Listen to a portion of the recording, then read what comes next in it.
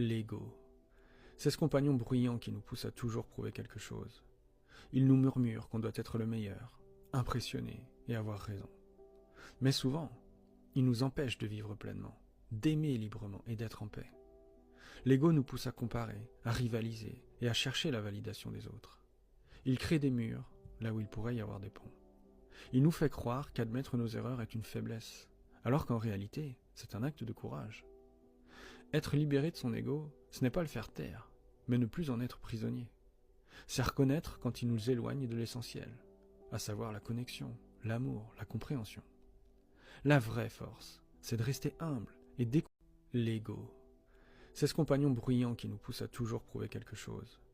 Il nous murmure qu'on doit être le meilleur, impressionner et avoir raison. Mais souvent, il nous empêche de vivre pleinement, d'aimer librement et d'être en paix. L'ego nous pousse à comparer, à rivaliser et à chercher la validation des autres. Il crée des murs là où il pourrait y avoir des ponts. Il nous fait croire qu'admettre nos erreurs est une faiblesse, alors qu'en réalité, c'est un acte de courage. Être libéré de son ego, ce n'est pas le faire taire, mais ne plus en être prisonnier.